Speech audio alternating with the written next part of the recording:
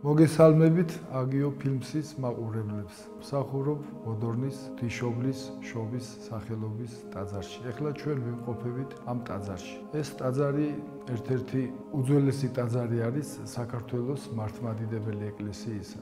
ტაძრის ისტორია, როგორც გადმოგცემენ ჩვენ და როგორც არქივებიდან ვიცით ჩვენ, აი პლატონ იოსელიანის აღწერის წიგნიდან როგორც ვიცით ჩვენ, პირველად ნახსენები არის მე-14 საუკუნის დასასრულს მე-15 საუკუნის დასაწყისში. ერთ-ერთი არაგვის ერისთავი დაბინავებულა ბინა დაუდია ბოდორნის ღვთისმშობლის სიწმინდეებთან ახლოს. შემდგომ უკვე ისეთი ჟამი ყოფილა ჩვენს ქვეყანაში, რომ ეს ტაძარიც მიტოვებული ყოფილა და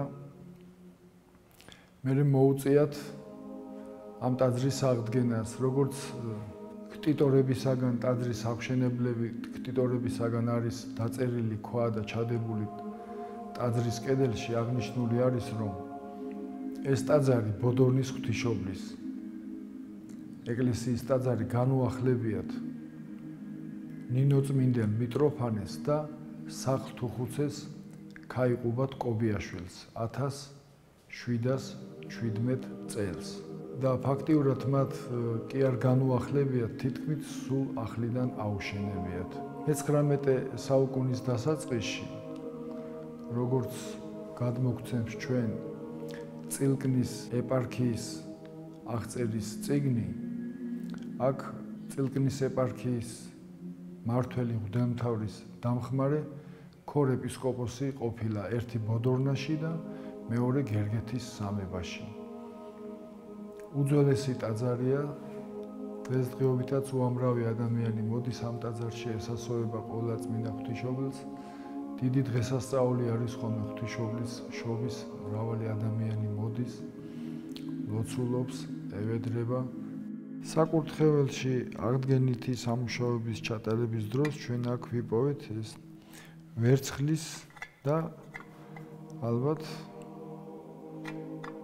ჩვეულებრივი ლითონის ეს თასები. ეს თასები არის წარწერით და ერთ თასს აწერია, რომ სახლთუხუცეს კობიაშვილის შვილის ანას მიერ შემოწირული არის ესენი ბოდორნის ღვთისმშობლის ეკლესიისადმი. ეს უნიკალური ძველი ნივთები. სამწუხაროდ წელი არ ვიცით, არა წერია რომელი წელია. 2008 წლიდან მე მომიწია ადგილობრივი მღვდელმთავრის წილკნელი მაღალყოლადუსამღვდელოესი წილკნელი მიტროპოლიტი ზოსიმეს ლოცვა-კურთხევით მე მომიწია აქ მსახურება.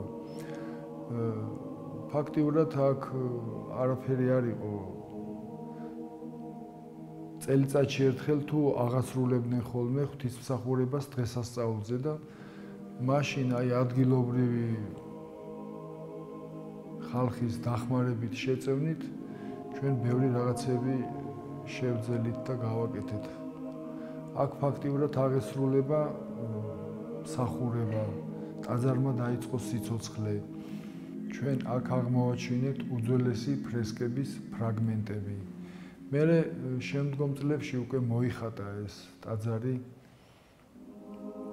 ასევე გადაიხურა ტაძარი, გამოიცვალა სარკმლები, აქ ცუდი სავალალო მდგომარეობა იყო, წყალი ჩამოდიოდა ადგილობრივი ხალხის დახმარებით და ასევე